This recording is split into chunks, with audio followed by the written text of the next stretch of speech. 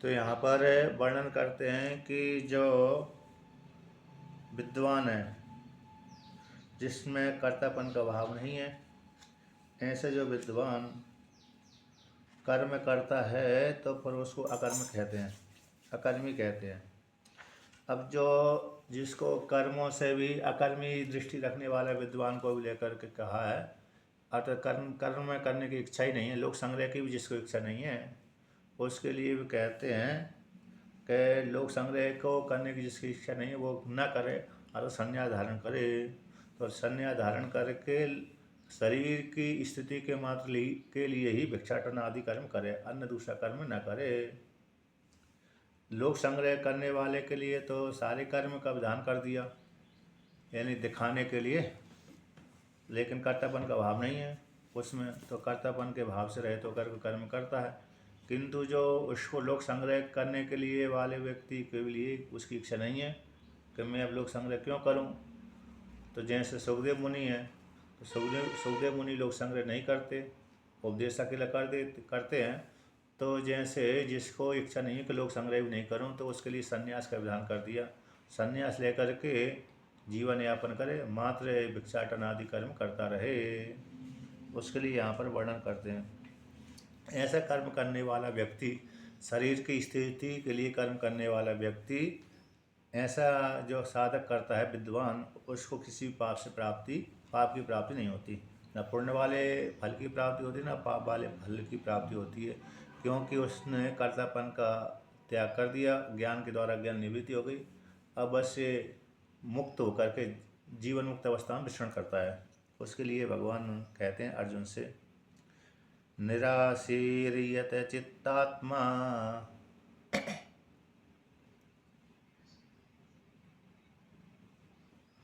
त्यक्त है सर्व परिग्रह,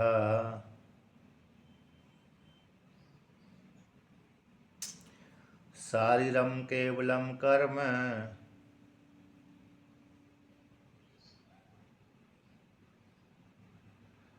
कुर्वन्नाप्नोति किल्बिषम्।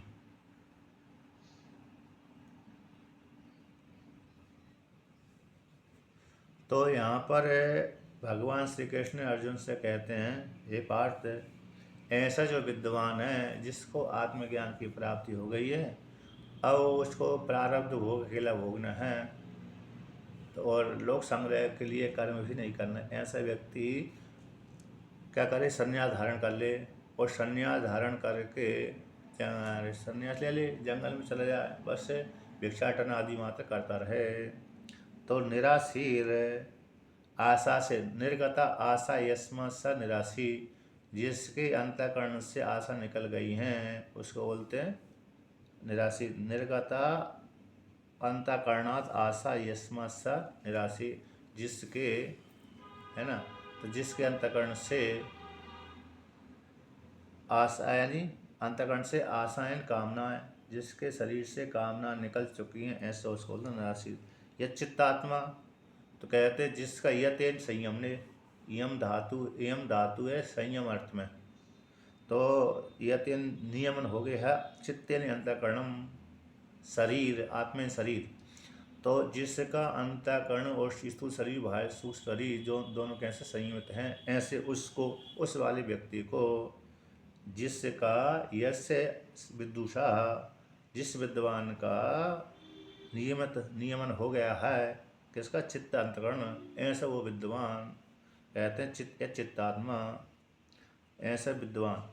त्यक्त सर्व परिग्रह, जितने भी आग्रह थे, परिग्रह थे, सारे परिग्रहों को त्याग दिया, सारे परिग्रह को, अभिमान आदि को त्याग दिया, जितना भी है। और जिसको जहाँ जहाँ पर ले रहा था, आग्रह आदि करता था, ग्रहण करता था, परिग्रह करता था, तो सबका त्याग कर दिया। अब क्या करता है, कुछ उसके पास संपत्ति नहीं है, जितनी भी संपत्ति सब उसने अपने सबको दान कर दिया, और पुत्र विवाह यदि सब था, ग्रस्त था, तो पुत्र पत्नी आदि को दे दिया, उसने अपने पास में कुछ भी नहीं रखा। जैसे पूर्व के सन्यासी है ना, अरे किसी मंदिर में रुक जाते थे, कुटिया में रुक जाते थे, एक रात एक गांव में रहते थे, ऐसे हो। तो त्यक्ते सर्व परिग्रह, सारे परिग्रहों को उसने त्याग कर दिया है। अब क्या करता है, शारीरम केवलम कर्म कुर्वन्, केवल शरीर की स्थिति के लिए मात्र कर्म करता है, केवल शरीर प्रारब्ध भोग भोगने के लिए। किसके लिए? प्रारब्ध भोग भोगने के लिए। क्योंकि यदि प्रारब्ध भोग नहीं भोगेगा तो फिर नहीं भोगे तो उसकी मर्जी है, और फिर नहीं तो उसको ज़्यादा भूख त्याग करना पड़ेगी। क्या करनी पड़ेगी? भूखों को भूख अन्न जल का त्याग करना पड़ेगी यदि प्रारब्ध नहीं भोगता है तो प्रारब्ध भोग भोगने के लिए मात्र क्या करता है? शरीर की स्थिति के लिए मात्र कर्म करता है। तो कर्म यहाँ पर कौन सा है? शरीर की स्थिति के लिए मात्र, तो भिक्षाटन मात्र है। भोजन पानी ग्रहण करने के लिए दूसरे घर में जाता है, अन्न के ग्रहण करने के लिए। जल तो सर्वत्र प्राप्त हो ही जाता है, लेकिन अन्य यदि दूसरे के घर में जाए बिना, गृहस्थों के घर में जाए बिना अरे अन्न की प्राप्ति नहीं हो सकती। इसलिए तो जहाँ से जैसे मंदिर में है अन्य जगह है, यहाँ पर उसको अन्न प्राप्त हो जाता है, वहाँ पर चला जाता है। तो शरीर की स्थिति के लिए मात्र कर्म करता है, अर्थात जीवन धारण करने के लिए मात्र। प्राण का जो आहार है, प्राण का आहार है अन्न, तो अन्न भक्षण करने के लिए मात्र किसी 5 घर में अथवा 7 घर में जाता है वह सन्यासी। इस प्रकार से कर्म करता है। तो दूसरे की दृष्टि में वो कर्म कर रहा है, लेकिन स्वयं की दृष्टि में वो शास्त्रीय दृष्टि से कर्म नहीं कर रहा है। अज्ञानी व्यक्ति की दृष्टि में तो वो क्या कर रहा है? देखो, भिक्षाटन कर रहा है तो कर्म कर रहा है, लेकिन स्वयं की दृष्टि में वो कर्म नहीं कर रहा। इस प्रकार से कर्म करने वाला विद्वान ब्रह्मवेत्ता न आपनोति किल्बिषम, अर्थात पाप रूप जो किल्बिष है, अन्य जन्म की हेतु में जो पाप और पुण्य बनते हैं वो किल्बिष कोटि में ही आते विद्वान की दृष्टि में। क्योंकि जैसे पाप अगली जन्म की प्राप्ति में हेतु बनता है, उसी प्रकार वो किल्बिष है, पाप है। उसी प्रकार से पुण्य भी अगली योनि की प्राप्ति में हेतु बन जाता है भोगने के लिए। ऐसे कष्ट वाले भोगों को भोगने के लिए अगली जन्म के हेतु बनते हैं कर्म, पुण्य वाले पाप वाले। उसी प्रकार से सुख वाले कर्म भी अगले जन्म की प्राप्ति में हेतु बनते हैं। तो इस प्रकार से तो दोनों ही पाप पुण्य दोनों ही उसको प्राप्त नहीं होते। किसको नहीं होते? विद्वान को, क्योंकि कर्तापन का भाव उसका समाप्त हो गया है। अब आगे कहते हैं, भगवान भास्कर इसका व्याख्यान करते हैं। तो निरिति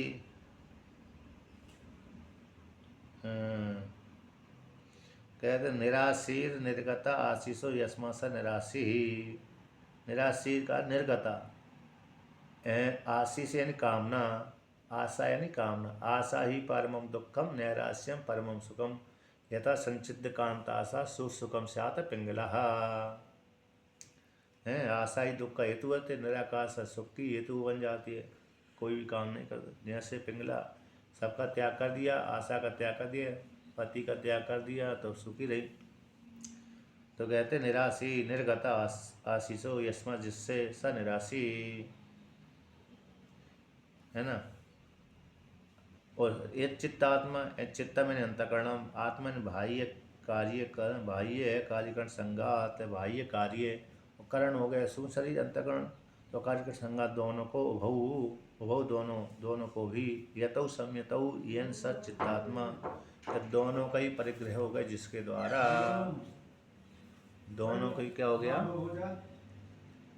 है ना। दोनों को क्या हो गया? अरे संयमन कर लिया जिसके द्वारा, नियमित कर लिया गया जिसके द्वारा, उसको बोलते हैं चित्तात्मा। त्यक्त सर्व परिग्रह से, त्यक्ता सर्व परिग्रहो येन स त्यक्त सर्व परिग्रह शारीरम, शरीर स्थिति मात्र प्रयोजनम केवलम तत्रापि अभिमान वर्जितम कर्म कुर्वन् नाप्नोति न प्राप्नोति किल्बिषम अनिष्ट रूपम पापम धर्मम च। कहते हैं त्यक्त सर्व परिग्रह, तो अर्थात सारे परिग्रहों का जिसके द्वारा त्याग कर दिया सब है व्यक्ति, त्यक्त सर्व परिग्रह वाला हो जाता है। शारीरम, तो शरीर शब्द को लेकर के आता, जिससे साधक ने, विद्वान ने ज्ञान के माध्यम से सारे आश्रयों को त्याग कर दिया है, संपत्ति आदि का त्याग कर दिया, सबका त्याग कर दिया है, ऐसे उसको बोलते सर्व परिग्रह। जो भी जहाँ पर भी उसकी आसक्ति उसका त्याग कर दिया, जो जिसको लेकर के उसकी आसक्ति बनती थी उस सबका त्याग कर दिया। जैसे चूड़ाला ने अरे सिकेत को उपदेश किया था तो सबका त्याग कर दिया था। इसके पश्चात फिर बाद में अहंकार का भी त्याग कर दिया था। पहले तो लौकिक संपत्ति का त्याग कर दिया था, जो प्रकृति की संपत्ति थी, प्रकृति की, ऐसे अरे झोंपड़ी है, कमंडल हुए, मृगशाला आदि है, ये प्रकृति की संपत्ति है। तो प्रकृति की संपत्ति को त्याग करने के पश्चात कहते सर्व त्याग करो, तो फिर उसने अहंकार का भी त्याग कर दिया। तो अहंकार का तो त्याग कर ही दिया, उस प्रकृति की संपत्ति को उसने त्याग कर दिया। बस शरीर में क्या करता है, पहनने के लिए वस्त्र, बस एक जोड़ी वस्त्र धारण कर लेते, जो पहनता है वही वस्त्रों को धारण करता है, दूसरी जोड़ी कपड़े भी नहीं रखता होगा। और पहले के तो बिना सिले कपड़े पहनते थे, अभी तो लोग अब सिले हुई पहनते ना कपड़े। लेकिन पहले के व्यक्ति चाहे गरीब हो चाहे अमीर हो, सभी के पास में बिना सिले ही रहते थे। जैसे साटी का तो एक जैसी रहती ना, साटी का जानते हैं ना, साटी का नहीं साड़ी, साड़ी तो जैसे साड़ियाँ ऐसी रहती हैं, एक सीधी लंबी रहती हैं, उसी प्रकार से पुरुष भी एक साटी मतलब उसकी जैसे धोती पहन लिया, ऊपर भी पहन लिया, नीचे भी पहन लिया, तो इसी से काम चल जाती थी। स्त्रियों के कपड़े अकेले सिले रहते थे, बाकी पुरुषों के कपड़े तो एक अधो वस्त्र, एक ऊपरी वस्त्र, इससे ही इतना ही रहता था। राजा जैसे भगवान के फोटो उसी प्रकार के हैं, एक वो है ऊपर का वस्त्र हो गया, एक नीचे का वस्त्र हो गया, बस आभूषण धारण करते थे। और उसमें भी ठंड बचाने के लिए वो कंबल आदि ओढ़ लेते थे, वो भी सीधे रहे। तो इस प्रकार से हाँ, तो ऐसा, तो इस प्रकार से तो वस्त्र अकेले एक जोड़ी वस्त्र धारण कर जो पहने वही उसी के लिए। तो वहाँ पर कहते हैं सारे परिग्रहों को त्याग कर दिया। शरीर स्थिति कहते हैं शारीर शब्द को लेकर कहते हैं शारीर में शरीर स्थिति मात्र प्रयोजनम, जीवन यात्रा चलाने के लिए मात्र है, यानी गाड़ी चलती रहे, जब तक प्रारब्ध है तब तक उसका शरीर चलता रहे, तो शरीर की स्थिति बनी रहे, उसने ही मात्र प्रयोजन है जिस विद्वान का। ऐसा केवलम, वहाँ पर भी केवल शरीर, केवल विशेषण जोड़ दिया, कैसा, शरीर के साथ केवल शारीरिक कर्म करने के लिए, शरीर की स्थिति मात्र के लिए कर्म करता है, केवल शरीर की स्थिति मात्र के लिए कर्म करता है। ये सारे कर्म का ही विशेषण हो गया, केवल शरीर की स्थिति के मात्र लिए कर्म करता है। तो तत्रापि वहाँ पर जो कर्म कर रहा है शरीर की स्थिति मात्र के लिए, जो शरीर का विशेषण है केवल, कहते हैं ऐसा कर्म कर रहा है, तो तत्रापि वहाँ पर कह दिए अभिमान वर्जितम कर्म, को भी अहंकार नहीं है। मैं भोजन भिक्षाटन करने जा रहा हूँ, उसमें भी किसी को अभिमान हो जाए तो वो भी अभिमान नहीं है ना। तो ऐसे अभिमान से रहित होकर कर्म करता हुआ है विद्वान ब्रह्म वेत्ता न आपनोति न प्राप्त होती, यानी किसको प्राप्त नहीं होता, किलविषम यानी अनिष्ट रूपम, वो कौन है, पापम धर्मम चा, पाप भी और धर्म भी, दोनों की प्राप्ति नहीं होती।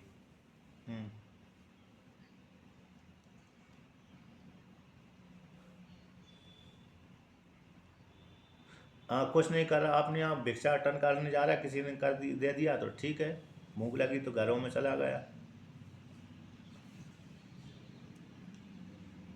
नहीं इसमें कुछ नहीं है। बस बार वो समय से अपने आप ही प्राण में भूख लगी आती है, 12 बजे जैसे समय से व्यक्ति उठता है उसी प्रकार से अपने आप ही भूख लगी आती, तो वो उसको नियम बना हुआ है भिक्षाटन करने का, तो भिक्षाटन करने चला जाता है। मिल गया तो ठीक है, नहीं मिला तो ठीक है ना। भगवान के ऊपर कहते भगवान की जो मर्जी है उस भगवान पर ऊपर भी आरोप नहीं लगाता, तो भगवान की मर्जी है तो मिल जाएगी, भगवान की मर्जी नहीं है तो नहीं मिलेगा, इसमें भी आरोप नहीं है, उसका आग्रह नहीं है, क्योंकि वो भगवान एक ही हो गया। अब निरंतर चिंतन अब उसके लिए चिंतन करने की जरूरत भी नहीं है, करता है तो भी ठीक है, नहीं करता तो भी ठीक है।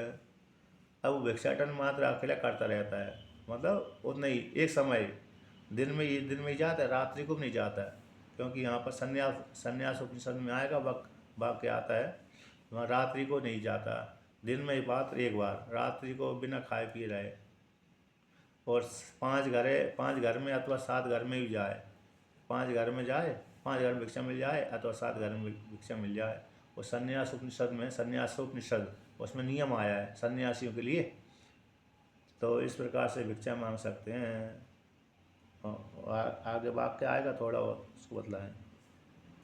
तो कहते हैं जो किलविष जो अनिष्ट रूप है, तो अनिष्ट किलविष अगले जन्म के हेतु होते हैं, तो धर्म भी अगले जन्म के हेतु होते, पाप भी अनिष्ट अगले जन्म के हेतु होते, तो दोनों को ही नहीं करता, तो दोनों को ही प्राप्त नहीं होता वो, क्योंकि उसने ज्ञान के द्वारा ज्ञान निवृत्ति हो गई। संचित कर्म तो ज्ञान के द्वारा नष्ट हो गए, ज्ञान रूप अग्नि के द्वारा संचित कर्म हो जाएंगे, और क्रियमाण कर्मों का फल उसको प्राप्त नहीं होता है, और प्रारब्ध मात्र है भोग करके समाप्त हो जाता है। तो शरीर की स्थिति मात्र के लिए प्रारब्ध कर्म भोगता रहता है, बस वही करता रहता है, भिक्षाटन आदि कर्म करता रहता है। ध्यान पूजन आदि कर रहा है वो लौकिक व्यक्तियों की दृष्टि में है, उसकी दृष्टि में नहीं है। धर्मोपि कहते हैं, अब हाँ विशेषण आगे वर्णन करते हैं, स्पष्ट रूप से वर्णन करते हैं कि धर्मोपि, तो कौन सा धर्म है, कहते हैं धर्मोपि मुमुक्ष हो किलबिषम एव बंद आपादकत्वात्, जो धर्म ही मोक्ष के लिए किलबिषी है। क्यों, उसमें हेतु दे दिया, बंध का आपादक है, बंध का संपादक है, बंधन के हेतु बनता है ना। किलबिष कैसा है, मोक्षों के लिए बंधन का हेतु है, इसीलिए उसको भी त्याग देता है, वो भी उसको नहीं करता, उसकी प्राप्ति नहीं होती। अब इतना इस प्रकार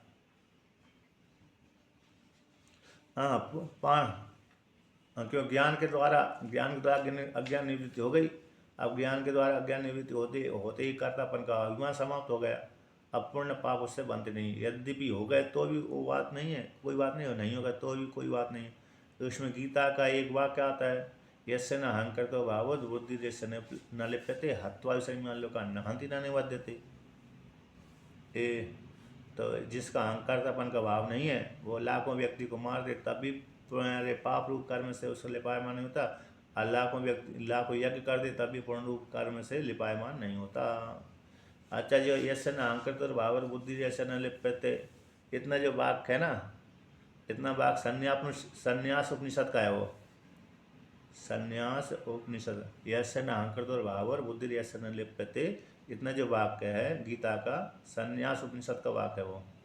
और फिर आदि पहला दो पाद संन्यास उपनिषद के, और दूसरा फिर भगवान भास्कर ने फिर अपनी तरफ से बोल दी, वहाँ पर दूसरा वाक्य दूसरी प्रकार का आता है। तो भगवान ने सभी उपनिषदों का सार ले लेकर कहा है इस प्रकार से। तो आगे आता है, हाँ जब उपनिषद सारे 108 उपनिषद का पाठ हो जाता है ना, तो 108 उपनिषद का पाठ हो जाएगा, तब गीता में मिल जाएगा कि कौन से वाक्य भगवान ने यहाँ पर अपने शब्दों में कहे हैं। ऐसे कठ उपनिषद के तो खूब मंत्र दे दिए शुरू में, दूसरे अध्याय में। और अन्य जगह भी जो भगवान भास्कर के भगवान के जो वाक्य आते हैं उपनिषदों के बहुत जगह आते हैं इस प्रकार से। तो वो 108 उपनिषद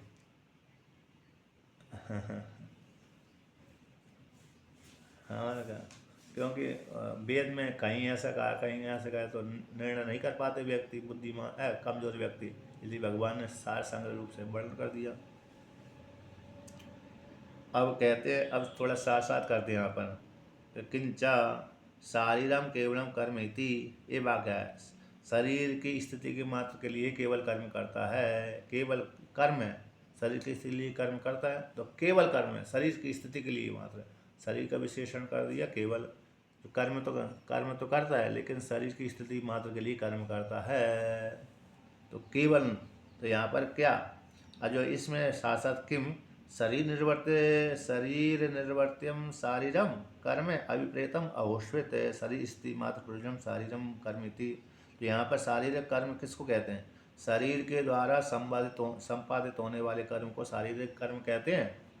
शरीर के द्वारा संपादित होने वाले, शरीर के द्वारा किए जाने वाले, शरीर से करते हैं ना, व्यक्ति कर्म करेगा तो शरीर से ही करेगा, सूक्ष्म शरीर से युक्त होकर के स्थूल शरीर से ही कर्म करता है।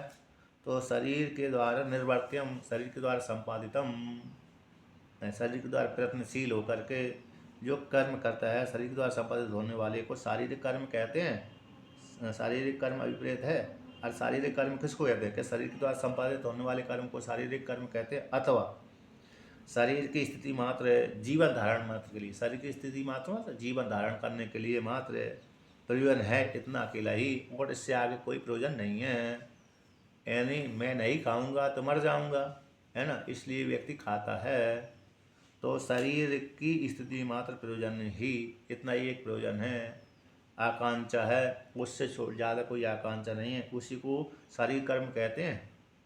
ऐसी प्राप्ति हुई। तो किसको शारीरिक कर्म कहते हैं? यहाँ पर भगवान कृष्ण ने अर्जुन से कहा कि शरीर की स्थिति के शारीरिक केवल कर्म है, शरीर शारीरिक कर्म करता है, ऐसा करने वाला विद्वान के लिए उसको प्राप्त नहीं होता।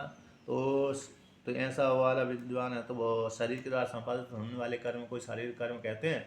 अथवा शरीर की स्थिति मार्ग के लिए जीवन बना रहे, जब तक प्रारब्ध है तब तक जीवन बना रहे, जब प्रारब्ध समाप्त हो जाएगा तो अपने आप शरीर नष्ट हो जाएगा। उतने मात्र के लिए मात्र भिक्षाटन करता है। शरीर की स्थिति मात्र प्रयोजन मतलब का अर्थ हो गया भिक्षाटन मात्र करता है। क्या करता है यहाँ पर? भिक्षाटन। तो भिक्षाटन करके ही मात्र जीवन धारण करता है, कोई दूसरा कार्य पुण्य पाप नहीं करता। अर्थात किसी का भक्त आशीर्वाद नमस्कार प्रणाम आदि की ज़रूरत उसको नहीं है, किसी को आशीर्वाद देना, किसी को देना, इसकी ज़रूरत उसको भी बिल्कुल भी नहीं रहती। तो शरीर की स्थिति मात्र प्रयोजन ही एक अकेला कर्म है। इसी को ही कर्म शारीरिक कर्म कहते हैं। तो ये विकल्प कर दिया, यानी क्या हो गया? भिक्षाटन मात्र करता है। तो ऐसी प्राप्ति हो जाने पर किंचा, तो कि इससे क्या प्राप्त हुआ? तो यदि यहाँ पर पूर्व पक्षी कहते हैं यदि किंचा, तो चलो दोनों कर लो, विद्वान को दोनों ही प्राप्त हो जाते हैं ब्रह्मवेत्ता को। किम यदि शारीर निर्वर्त्यम शारीरम कर्म, यदि वह शरीर स्थिति मात्र प्रयोजन शारीरमिति, कि इसको के शरीर के द्वारा संपादित होने वाले को शारीर कर्म कहते हैं। अथवा शरीर की स्थिति मात्र प्रयोजन ही एक उद्देश्य है, जीवन धारण करना ही मात्र उद्देश्य है। ऐसे बहुत से व्यक्ति शरीर धारण करते रहते हैं, कुछ करते नहीं हैं, है ना, खाते पीते रहते हैं और कुछ करते नहीं हैं। तो उनका यही है, जैसे बहुत से व्यक्ति घरों में कुछ काम नहीं करते हैं तो कहते हैं कुछ करता नहीं, खाता पीता रहता अकेला, तो वो भी ऐसा ही है। तो जैसे जो नौकरी कर लिया, पढ़ाई कर लिया, नौकरी नहीं लगी, कहीं व्यापार नहीं किया उसने, तो कहते हैं ऐसे ही डोल रहे हैं, ऐसे जीवन यापन चल रही कट रही है ऐसी। ऐसे पढ़ने के पश्चात व्यापार कर लेना चाहिए, पढ़ने के पश्चात नौकरी तो सभी के नौकर नहीं बनना चाहिए, राजा बनना चाहिए। क्या बनना चाहिए? राजा है कि नौकर तो नौकर ही होते हैं, कभी कभी अच्छे भी होते हैं, कभी कभी खराब भी होते हैं, और राजा तो हमेशा अच्छे ही होते हैं। स्वयं का व्यापार कैसा होता है? राजा का एक बाराबंकी में महाराज जी ने कहा, एक सेवा करता था बाराबंकी में, तो महाराज जी ने कहा कि तुमको राजा बनना है कि नौकर बनना है? तो उसने कहा मेरे को राजा ही बनना है। तो उन्होंने कहा ठीक है, राजा बनो तो बढ़िया, भगवान का पूजा पाठ करते रहो, और नौकर बनना है तो दूसरी नौकरी करो। तो ज़्यादा पढ़ा लिखा भी नहीं था उन्होंने, तो उसने कहा ठीक है मैं तो राजा ही बनूंगा। तो इस प्रकार से तो राजा बनने का मतलब है स्वयं का व्यापार आदि करना, स्वयं, और नौकर बनना मतलब दूसरे की नौकरी करना, चाहे वो सरकारी हो चाहे वो प्राइवेट हो, है तो नौकर है। सही है। अच्छा लगे चाहे खराब लगे, है कि नहीं, नौकर वो तो चलता है। तो देखिए अब कहते हैं शरीर स्थिति मात्र प्रयोजन, तो इसमें क्या प्राप्त हुआ? शरीर के द्वारा संपादित होने वाले कर्म को शारीरिक कर्म कहते हैं। इसको कहते हैं, और शरीर की स्थिति मात्र है भिक्षाटन मात्र करना, एक प्रयोजन है, उसी शारीरिक कर्म कहते हैं। तो इससे क्या प्राप्त हुआ? किसको ग्रहण करना चाहिए? उच्चते, उसको लेकर कहते हैं। यहाँ पर कहते हैं शरीर निर्वर्त कर्म, शरीर के द्वारा संपादित होने वाले कर्म को इस पक्ष में सिद्धांती दोष लगाता है। शरीर निर्वर्त शारीरम, इस एक पक्ष में किम दोषम, शरीर के द्वारा संपादित होने वाले कर्म में है शारीरिक कर्म कहते हैं, इस पक्ष में किम क्या दोष आता है?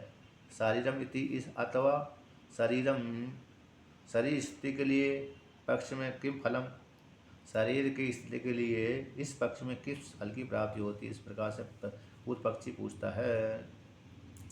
तो सिद्धांति कहता है शरीर के द्वारा संपादित होने वाले कर्म में सिद्धांत इसमें दोष लगाते हैं, इसमें ये हानि होती है। क्या होती है? ये हानि। यदा कहाँ पर आया? यदि, अच्छा ये यदा, यहाँ यदा में टीका आई है, शरीर निर्वर्तिम तत्, किम प्रतिसिद्धम भीतम व सिद्धांति ने विकल्प किया। सिद्धांति ने 175 नंबर पृष्ठ पर नीचे से दूसरी पंक्ति, शरीर के द्वारा संपादित होने वाले कर्म में वो शरीर कर्म का इस पक्ष में सिद्धांति दोष लगाता है। क्या लगा? दोष। दूषणम उच्यते, सिद्धांति दूषणम कहा, दूषण को कहता है। अब ऐसा उच्चते शब्द का अर्थ हो गया।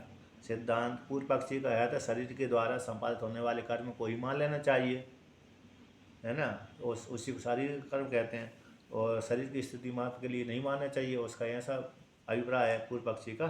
सिद्धांति कह रहा है कि शरीर के द्वारा संपादित होने वाले कर्म को शारीरिक कर्म कहते हैं। इस पर सिद्धांति उसमें दोष लगाता है। अब उसी सिद्धांति ने उसने कहा शरीर के द्वारा संपादित होने वाले कर्म में विकल्प करता है पूर्व पक्षी से कि शरीर के द्वारा संपादित होने वाले कर्म यत्न निर्वर्तन है, शरीर के द्वारा जो संपादित किए जाते हैं वह प्रतिसिद्धम कर्म को लेकर कहते हैं अथवा भीत कर्म को। तो प्रतिसिद्ध यानी स्वराम न पिबेता, ये शरीर के द्वारा ही संपादित होते हैं। वेद ने निषेध कर दिया, है ना। वेद ने निषेध किया कि स्वरा का पान नहीं करना चाहिए, हिंसा नहीं करना चाहिए। महिंसा सर्वभूतानि, ये शास्त्र कहता है स्मृति वचन। और दूसरा यार कलंज न भक्षेत इत्यादि शास्त्र का वचन है। तो अभीत कर्म है अग्निहोत्रादि कर्म। अग्निहोत्रादि कर्म शास्त्र के द्वारा विधान किए गए शरीर के द्वारा संपादित होते हैं। इस प्रकार से इति प्रथम विरोध, शरीर के द्वारा संपादित होने वाले कर्म क्या प्रतिषिद्ध है, प्रतिषिद्ध कर्म का निषेध है अथवा भीत का। तो प्रथम में विरोध होता है कि प्रतिषिद्ध तो अरे करता ही नहीं है व्यक्ति, जो विद्वान है प्रतिषिद्ध को तो करता ही नहीं है। जिसको आत्मज्ञान हो गया वो अशास्त्रीय कर्म तो करेगा ही नहीं, शास्त्रीय कर्म कर सकता है। तो उसको लेकर कहते यदा शरीर निर्वर्त्यम कर्म शारीरम अभिप्रेतम स्यात् तदा दृष्ट अदृष्ट प्रयोजन कर्म प्रतिसिद्धम अपि शरीरं कुर्वन् न आपनोति क्लेशम इति ब्रुवता वृद्धम अभिधानम सज्जेता।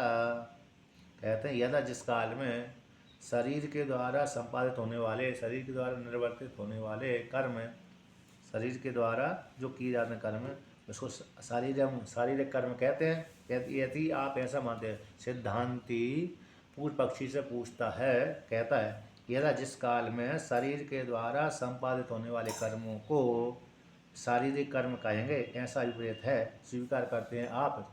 यदा जिस काल में तथा उस काल में, यद स्यात् अभिप्रेत है तथा उस काल में दृष्ट, तो दृष्ट वाले कर्म दृष्ट प्रयोजन अदृष्ट प्रयोजन कर्म और प्रतिसिद्ध कर्म भी शरीर के द्वारा संपादित होते हैं।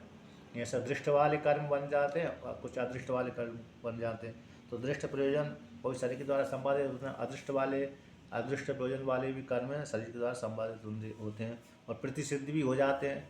प्रतिसिद्ध भी शरीर के द्वारा संपादित होते हैं कर्म। तो वो इस शरीर के द्वारा प्रतिसिद्ध भी शरीर के द्वारा संपादित होता है। तो ऐसा करता हुआ व्यक्ति न अपनोति क्लेश को प्राप्त नहीं होता है, ऐसा कहना पर वृद्ध अभिधानम प्रसिद्ध, करता ही नहीं है और फिर शरीर के द्वारा कर रहा है, क्लेश को प्राप्त होता नहीं है। क्लेश को प्राप्त नहीं होता तो शरीर के द्वारा तो पाप भी प्राप्त होता है, पुण्य भी प्राप्त होता है ना। तो ऐसा कैसे कह सकते हैं, जब शरीर के द्वारा यह कर्म करेगा तो पाप पुण्य से प्राप्त हो जाएगा, फिर क्लेश को प्राप्त नहीं होता है, ऐसा कहना आपका बनता नहीं है।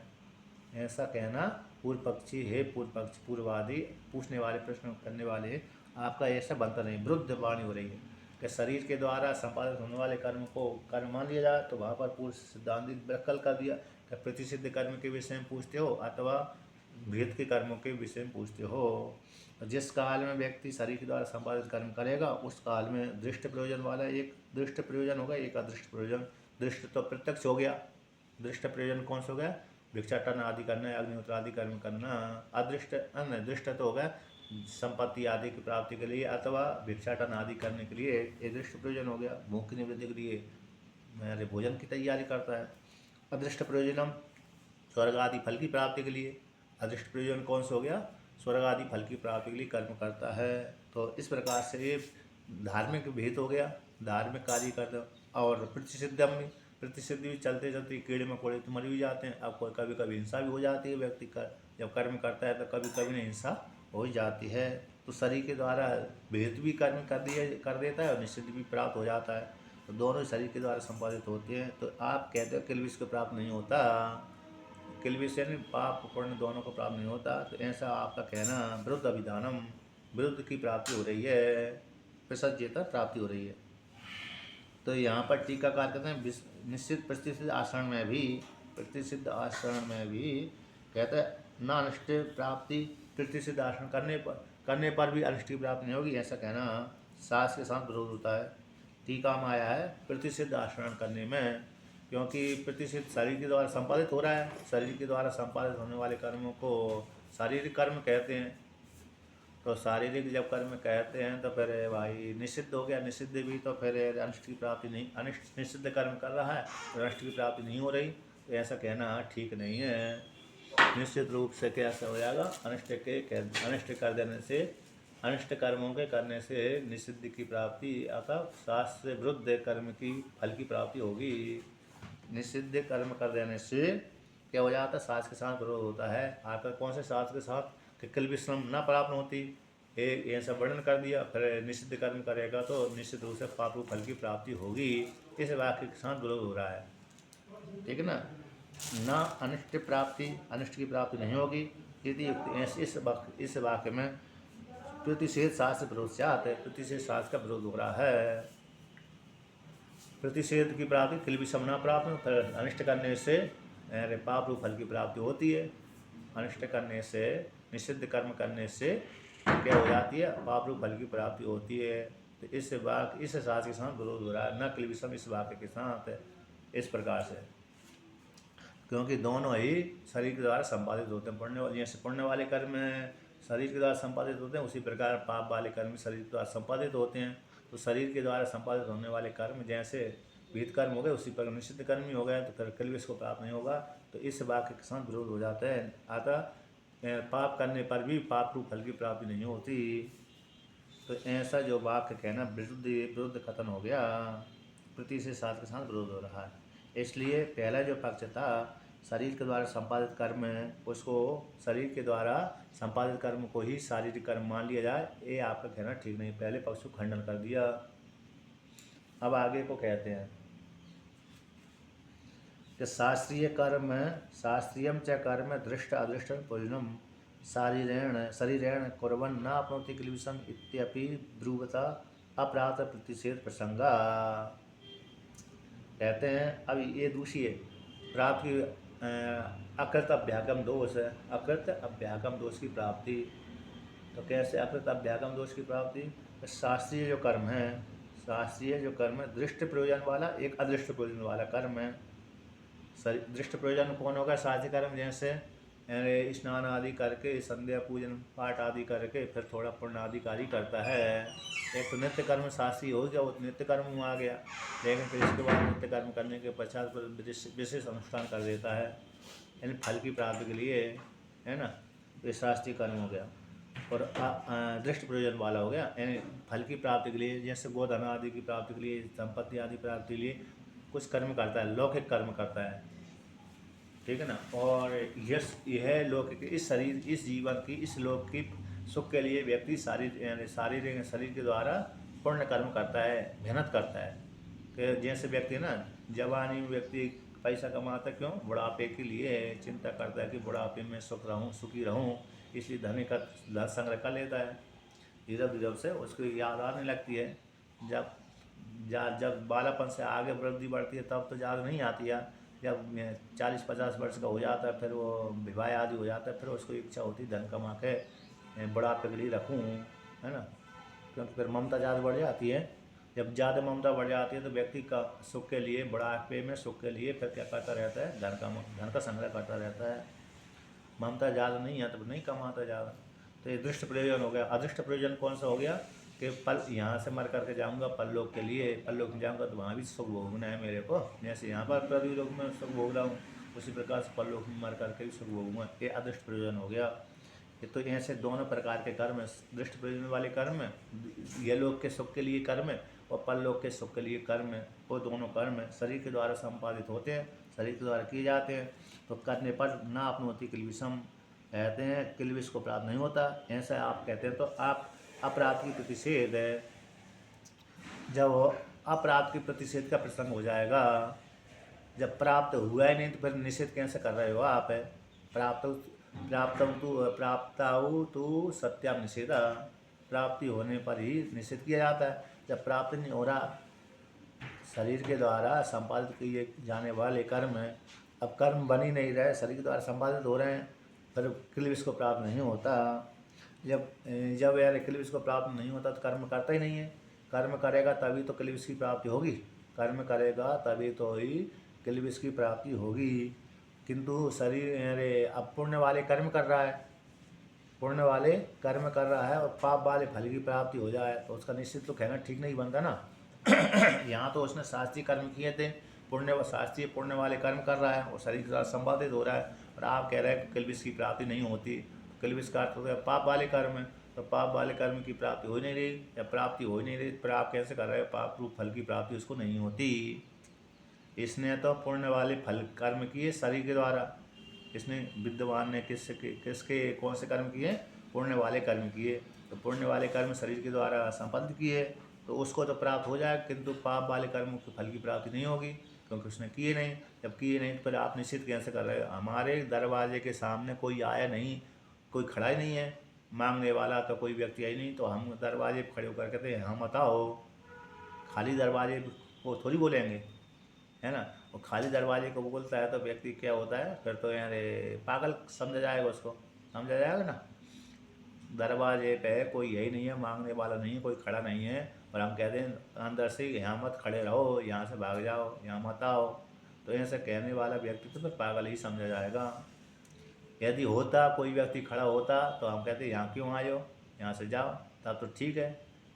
किंतु खड़ा कोई यही नहीं है, और खड़ा जब नहीं है तो फिर आ रहा है व्यक्ति, फिर ठीक नहीं है। बोल रहा है तो बोलने वाला व्यक्ति तो कैसे अरे पागल कहलाएगा।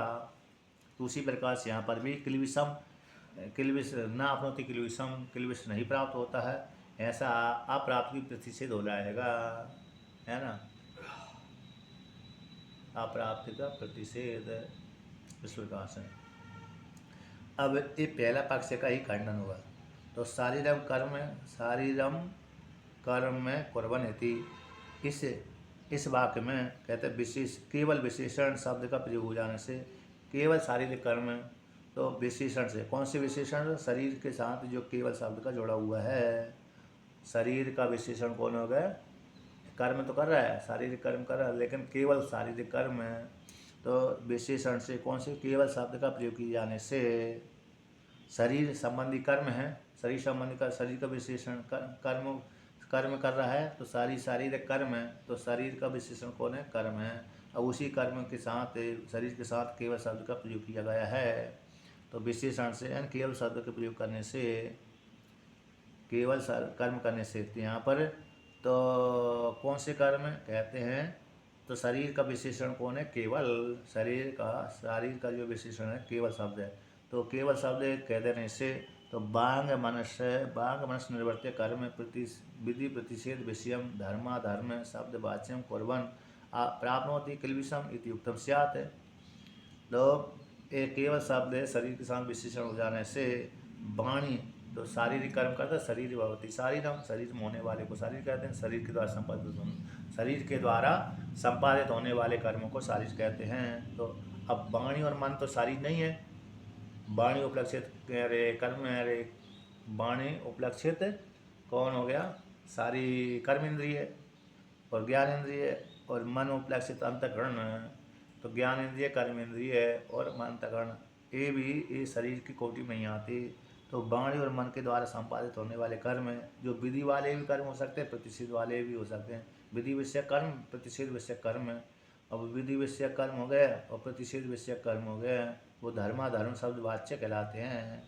धर्म तो विधि युक्त कर्म कर रहे व्यक्ति ने, वो धर्म वाले कहलाते हैं। प्रतिषेध वाले कर्म कर दिया व्यक्ति ने तो अधर्म वाले कहलाते हैं। ऐसे कर्म करता हुआ प्राप्त होती किलबिषम, तो एक किलबिष को प्राप्त कर लेता है, क्योंकि आपने तो शरीर शब्द से केवल शरीर को लिया है। तो मन उपलक्षित अंतःकरण, वाणी उपलक्षित कर्म इंद्रिय ज्ञान इंद्रिय, उनके द्वारा होने वाले कर्म को तो आपने ग्रहण ही नहीं किया, उनके द्वारा संपादित होने वाले कर्मों को आपने स्वीकार नहीं किया, तो उनके द्वारा कर्म करता ही रहता है।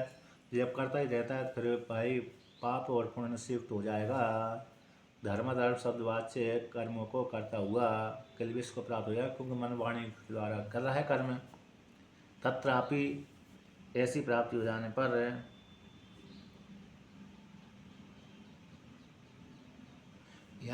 यहाँ पर देखिए दृष्ट प्रयोजन टीका में दिया था। दृष्ट प्रयोजन में कारीर्यादिकम कर्म, अदृष्ट प्रयोजन स्वर्ग साधनम ज्योतिष्टम आदि कर्म विभागा। शास्त्रीय कर्म दृष्ट प्रयोजन वाले, अदृष्ट प्रयोजन वाले। तो यहाँ पर दृष्ट प्रयोजन वाले हैं कारीर्यज्ञ।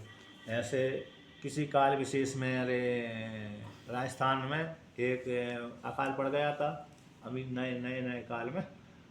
वहाँ पर श्री कैलाश आश्रम के जो मंडलेश्वर थे विष्णु देवानंद गिरी महाराज, इनके कौन है तो वो किसी काल विशेष में, वो जब मंडलेश्वर थे कैलाश आश्रम के, तो किसी काल विशेष में राजस्थान गए होंगे, तो वहाँ पर उस क्षेत्र में गए होंगे, तो उस क्षेत्र में अकाल पड़ गया था। तो उन्होंने उन वहाँ के ब्राह्मणों ने क्या किया था, तो देखा कि बहुत प्रयत्न किया, वर्षा नहीं हुई। वर्षा नहीं होगी तो यार फसल सब नष्ट हो गई, तो भूखे मरने लगे। तो ब्राह्मणों ने कुछ अच्छे लोगों ने कहा महाराज आप बड़े बड़े विद्वान हैं, आपकी ख्याति हुई है, तो शास्त्र में कोई ऐसा विधान है कि जिसके द्वारा वर्षा आदि हो जाए। तो उन्होंने कहा कारीरी एक यज्ञ है, तो कारीरी नामक यज्ञ से वर्षा हो जाती है। तो उन्होंने अच्छी विधि विधान से कर्म किया, तो फिर अरे वर्षा थोड़ी त्रुटि रह गई थी। कारीरी गया क्या बर कारीरी कार्य कारीरिक है कार्य के मतलब ये वर्षा के यज्ञ होते हैं। यह लोक में कार्य यज्ञ का फल है, कर्म का फल है कि इसी लोक में ही फल की प्राप्ति हो जाएगी उसको। 1 महीना 2 महीना 10 महीना साल भर में ही उसको फल की प्राप्ति हो जाएगी तत्काल। मतलब एक आज किया शाम को फल प्राप्त हो जाए, इतनी जल्दी नहीं। वैदिक कार्य है ना, तो वैदिक कार्य थोड़ा समय लगाता है, ठीक है ना। कभी कभी नहीं भी लगाता है, कभी कभी तत्काल ही होने लगता है, असर हो जाता है। और कभी कभी तो मतलब जो कार्य तो यह लोग इस शरीर में रहते रहते फल प्राप्त हो जाएगा उसको।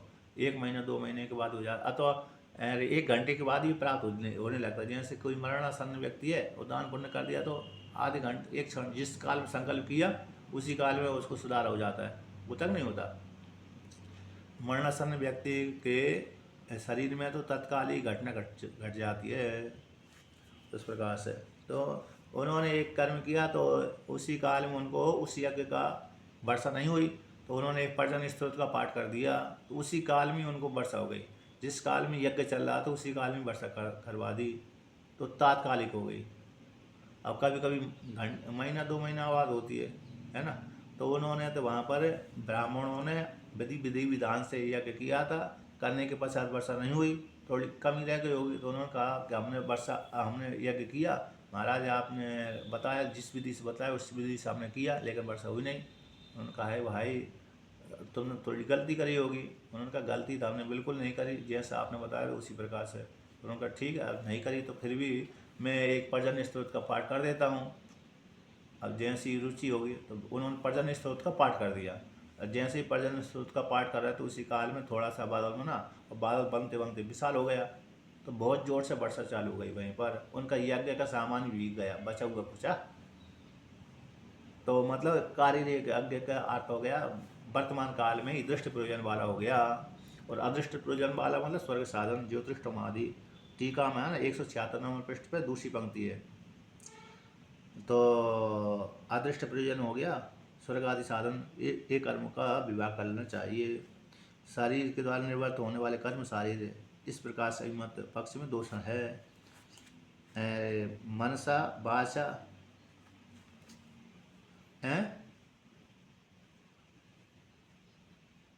सब उपलब्ध है, नेट पर जाइए, सब पड़ा हुआ है पर्जन्य स्त्रोत का। वो तो उपनिषद वो है ना, मंत्र हैं, वैदिक मंत्र हैं, तो वैदिक मंत्र सभी डाली वेदों में आते हैं सारे, है कि नहीं। ऋग्वेद यजुर्वेद सामवेद, हाँ उसमें यहाँ पर सूक्त है, यहाँ पर स्त्रोत है, वैदिक तो वहाँ पर आ जाते हैं। आदर्श नहीं हुआ है पर्जन्य स्त्रोत है, पर्जन्य सूक्त होगा, सूक्त सूत्र पर्जन्य स्त्रोत्र, इसके नाम से तो मिल जाएगा। सूक्त के नाम से, स्त्रोत के नाम से, है ना, सूत्र के नाम से, तो जो भी है सूक्त है, पुरुष सूक्त है, ऐसा पुरुष सूक्त हो गया ना, पुरुष सूक्त है, शिव सूक्त है, सूर्य सूक्त है, शिव शंकर सूक्त है, तो ये सब है। एक गौ की पूजा करते हैं तो गौ सूक्त आता है, गाय की पूजा के लिए गौ सूक्त भी आता है। तो इस प्रकार से गोपाष्टमी के दिन उसका पाठ खूब करते हैं लोग। तो इस प्रकार से तो ये हो गया। तो कहते हैं मन के द्वारा, वाणी के द्वारा कर्म का अनुष्ठान किए जाने पर सन्यासी नो भवती एवं क्लीविषम प्राप्ति इति आशंका। अरे मन के द्वारा, वाणी के द्वारा कर्म किए जाते हैं, तो कर्म के अनुष्ठान करने पर सन्यासी को अरे क्लीविष की प्राप्ति हो जाएगी। तो तत्रापि वांग मनसाभ्याम भेद अनुष्ठान पक्षी क्लीविषम प्राप्ति वचनम विरुद्धम आपादे। तत्रापि कहते हैं सन्यासी मन और वाणी के द्वारा कर्म का अनुष्ठान करेगा तो उसको भी पाप रूप फल की प्राप्ति हो जाएगी। तो वाणी और मन के द्वारा भीत का अनुष्ठान किए जाने पर, भीत का अनुष्ठान करेगा मन और वाणी के द्वारा, शरीर के द्वारा नहीं कर रहा, लेकिन मन वाणी के द्वारा भीत का अनुष्ठान पक्ष में भी क्लीविष प्राप्ति, तो क्लीविष की प्राप्ति वचनम विरुद्धम आपस विरुद्ध की प्राप्ति हो जाएगी। विरुद्ध के यहाँ से शरीर के द्वारा संपादन होने वाले को कर्म कह दिया। अब शरीर मन वाणी के द्वारा भीत का अनुष्ठान पक्ष करेगा, तो भीत का करेगा तो उसको, तो सन्यासी को तो दोनों ही कैसे, शास्त्रीय दृष्टि से कैसे दोनों ही क्लीविष की प्राप्ति होती है। कैसे हो रही, क्लीविष है, यानी अगले जन्म के हेतु बन रहे हैं। यद्यपि भीत का अनुष्ठान करेगा मन वाणी के द्वारा, कभी कभी यदि कभी झगड़ा हो जाता है तो कोई अनिष्ट भी कर देता है, हो जाता है नहीं। बहुत जगह देखा जाते हैं, जैसे घर से बहुत परेशान हो गए व्यक्ति, अब घर से बहुत परेशान होने के पश्चात महात्मा बन गया। अब महात्मा बन गया तो फिर व्यक्ति वहाँ पर जाकर महात्मा बनने के पश्चात ही फिर बड़ी व्यक्ति की वो आदत नहीं सुधरी थी, कहीं किसी झगड़ा हो गया तो फिर तो जिसके साथ झगड़ा हुआ है उसी के साथ बदला लेने के लिए पुनः प्रयत्न कर लेता है। होता कि नहीं होता है, होता ही रहता है। तो फिर वो चलिए शरीर से नहीं कर रहा, मन वाणी के द्वारा कर दिया उसने, तो क्लीविष की प्राप्ति हो जाएगी। तो मन वाणी के द्वारा भेद के अनुष्ठान पक्ष में क्लीविष प्राप्ति वचनम, तो क्लीविष प्राप्ति वचनम विरुद्धम आपादित, विरुद्ध यदि भीत का कर रहा है तो फिर क्लीविष की प्राप्ति कैसे होगी।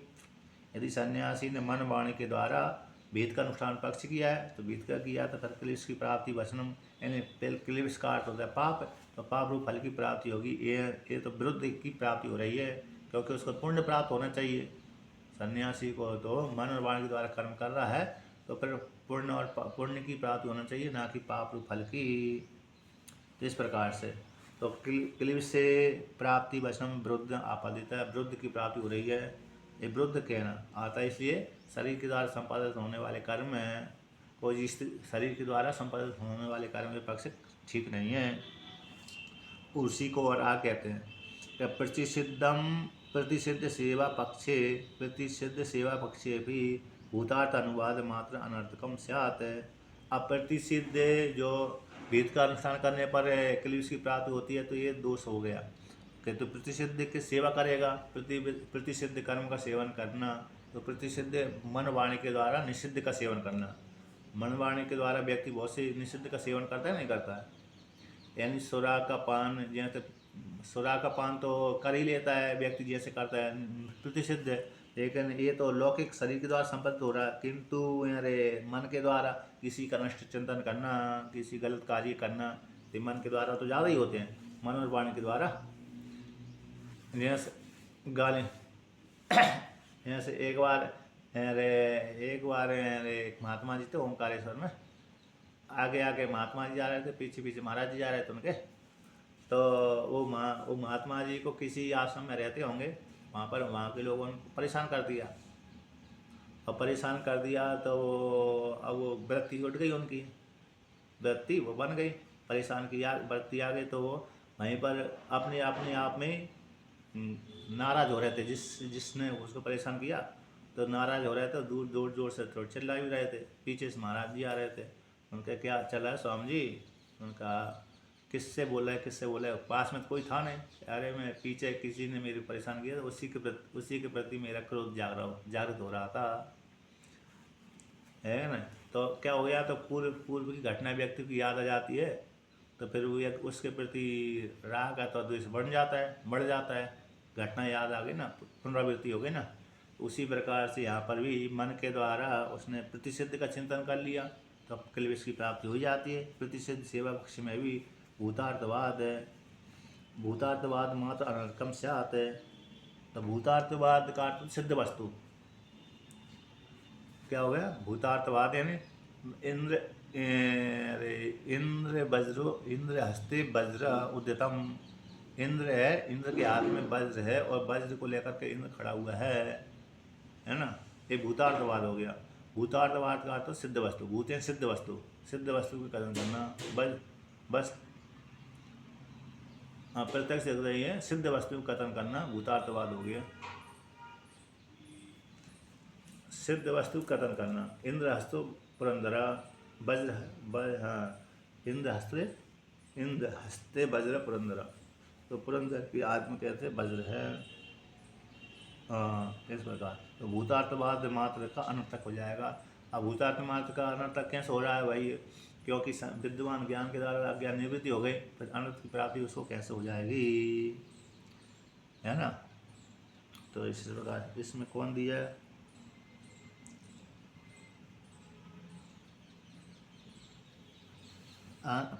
सेवा पक्ष में भी भूतार्थवाद मात्र का अनर्थकम स्यात्, अनर्थक हो जाएगा। यदा तो शरीर के द्वारा संपादित होने वाले कर्म में, इस प्रकार से। अब आगे कहते हैं, अच्छा, जप ध्यान विधि विरोध स्यात्। जप ध्यान विधि का सन्यासी प्रतिषिद्ध विधि का अनुष्ठान अथवा प्रतिषिद्ध करने में क्लेश प्राप्ति सन्यासी हो जाएगी। इस पक्ष में आदि में जप ध्यान आदि का सब विरोध हो रहा है। द्वितीय का कहते हैं, द्वितीय प्रतिषिद्ध सेवा आदि पक्ष में तो भूतार्थवाद है। ज्ञान के द्वारा ज्ञान निवृत्ति हो गई, तो फिर वो इसको कैसे हो जाएगा? अब उसको प्रतिषिद्ध सेवा करने से अनिष्ट फल की प्राप्ति होनी चाहिए थी, किंतु हो नहीं रही, है ना। उसके साथ विरोध हो रहा है। इस पक्ष में, किस पक्ष में? अर्थात शरीर द्वारा संपादित होने वाले पक्ष में। अब कहते हैं, दूसरे को लेकर कहते हैं, शरीर के द्वारा संपादित होने वाले कर्म शारीरिक कर्म है। इस पक्ष को खंडन करके, क्या करके? खंडन करके अब द्वितीय पक्ष में लाभ को दिखलाते हैं कि शरीर स्थिति मात्र के लिए कर्म करता है, इसलिए शारीरिक कर्म करता है। इस पक्ष में लाभ है। इस पक्ष को मानने पर दो पक्ष किए थे ना, तो उसी को राग कहते हैं। यदा तो शरीर स्थिति मात्र प्रयोजन शारीरम कर्म अभिप्रेतम भवेत्, तदा दृष्ट अदृष्ट प्रयोजनम कर्म विधि प्रतिषिद्ध गम्यम शरीर वांग मनस निर्वर्त्यम अन्यद अकुर्वंश तैर एव शरीरादिभिर शरीर स्थिति मात्र प्रयोजनम केवल शब्द प्रयोगात अहम करोमि इति अभिमान वर्जितम शरीर आदि चेष्टा मात्रम लोक दृष्टिया कुर्वन् न अपनोति क्लेशम। किंतु यदा जिस काल में शरीर की स्थिति मात्र प्रयोजन है, जीवन धारण मात्र भी एक प्रयोजन है, उसको बोलते हैं शारीरिक कर्म है। इस पक्ष को स्वीकार करके, ऐसा पक्ष स्वीकार कर लिया यदा जिस काल में, तथा उसी काल में, तो दृष्ट प्रयोजन अदृष्ट प्रयोजन वाले कर्म है। दृष्ट प्रयोजन वाले कर्म है, अदृष्ट प्रयोजन वाले कर्म है, जो विधि और प्रतिषेध गम में जो कर्म है, जो शरीर के द्वारा, मन के द्वारा, वाणी के द्वारा संपादित होने वाले कर्म, उन कर्मों को न करता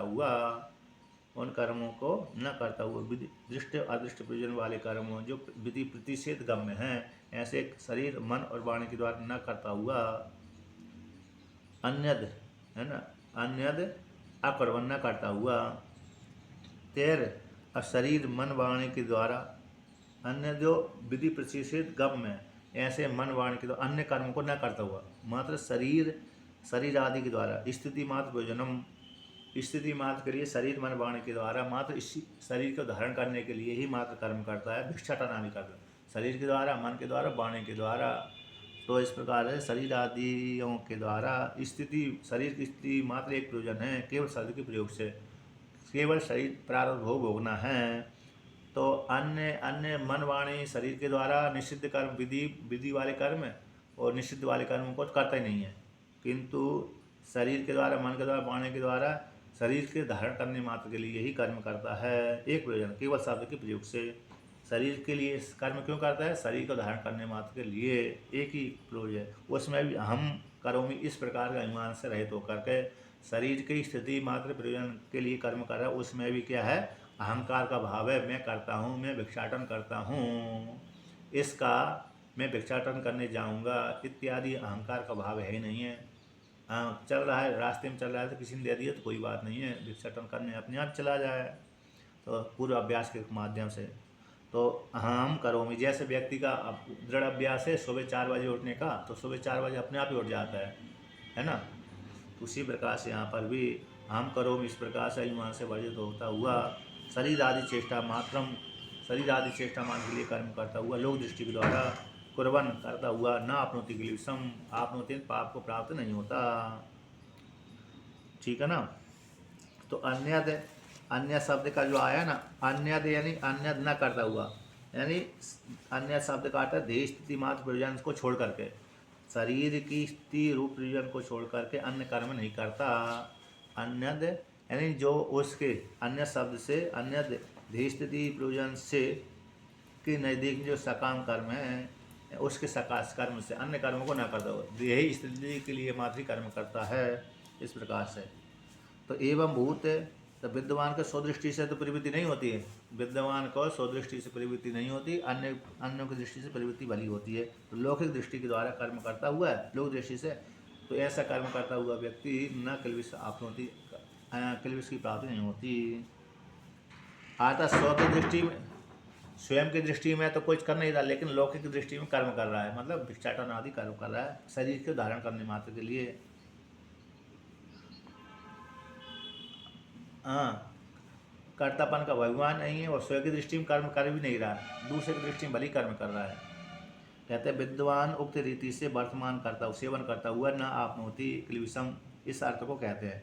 विद्वान इस प्रकार से करता, शरीर की स्थिति के लिए मात्र कर्म कर रहा है ना, मन वाणी इसके द्वारा भिक्षाटन आदि करने जाता है, किंतु कर्तापन का उसके भाव नहीं है, उसमें भी भिक्षाटन आदि में भी इस दृष्टि से कर्म करता हुआ व्यक्ति विद्वान।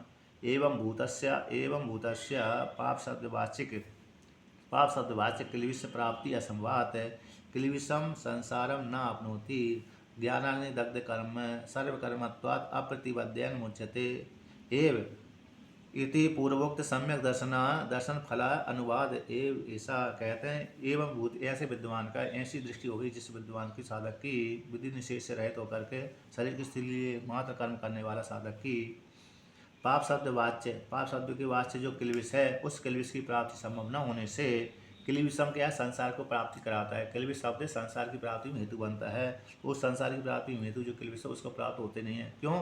क्योंकि उसने ज्ञान रूप अग्नि के द्वारा सारे कर्मों को दग्ध कर दिया, अब कर्तापन का अभाव है ही नहीं है, पुण्य पाप दोनों को ही समाप्त कर दिया, क्रियमाण कर्म का उसको फल नहीं प्राप्त होता है, संचित का ज्ञान रूप अग्नि के द्वारा भस्मीभूत हो गया, अज्ञान निवृत्ति हो गई, अज्ञान की निवृत्ति होते ही कर्म अपने आप, कर्म अज्ञान के कार्य जो कर्म है उनकी भी निवृत्ति हो जाती है। तो ज्ञान रूप अग्नि के द्वारा सारे कर्म का दग्ध कर दिया है ना, किसके द्वारा? ज्ञान रूप अग्नि के द्वारा, भस्मसात कुरुते अर्जुन। तो इसलिए तो प्रतिबंधक ना होने से मुक्त हो जाता है, कोई भी प्रतिबंधक, अज्ञान का प्रतिबंधक ना होने से मुक्त, कर्म को, कर्म अगली जन्म के हेतु बने नहीं है, इसलिए प्रतिबंधक न होने से मुक्त हो जाता है। इसलिए तो पूर्वोक्त सम्यक दर्शन का फल का अनुवाद, पहले जो वर्णन कर दिया, जो कर्म अकर्म देखता है, अकर्म कर्म देखता है, उसी का ही फल का अनुवाद किया गया है ऐसे श्लोक के द्वारा। तो विधि निषेध गम में जो कर्म होते हैं वो देह की स्थिति के हेतु बनते हैं, उससे व्यतिरिक्त न करता, मतलब देह की स्थिति के लिए मात्र कर्म करता है, उससे भिन्न कोई कर्म करता ही नहीं है। इसलिए शरीर के द्वारा केवल कर्म करता हुआ न आपनोति किल्बिषम, इस वाक्य के द्वारा उक्त प्रकार से परिग्रह, शरीर केवल कर्म है, केवल शरीर के द्वारा कर्म करता है। अब कहते हैं एवं शारीरम केवलम कर्म इति अस्य अर्थस्य परिग्रह निर्बध्यम भवति, इस प्रकार केवल शरीर के द्वारा, शरीर की स्थिति के लिए ये मात्र कर्म करता है, इस अर्थ का परिग्रहण कर लेना चाहिए, दोष से रहित है। ऐसे इस पक्ष को स्वीकार करने से कोई दोष नहीं है। निर्वध्यम का दोष से रहित है। निर्वध्यम शब्द का अर्थ होता है दोष से रहित होता है। तो पहले शरीर की स्थिति के लिए केवल कर्म करता है, भिक्षाटन आदि मात्र करता है, विधि निषेध से गम्य होकर के, विधि निषेध से रहित होकर के लौकिक दृष्टि के द्वारा कर्म करता है, और स्वयं की दृष्टि से वो स्वयं भी कर्म नहीं करता। स्वयं की दृष्टि से वह विद्वान स्वयं भी कर्म नहीं करता, दूसरे की दृष्टि भली कर रहा हो। वो कर्तापन भिक्षाटन आदि करने में भी उसको कर्तापन का अभिमान नहीं है। इस प्रकार से भगवान श्री कृष्ण ने अर्जुन को कहा। अब आगे का पाठ कल चला।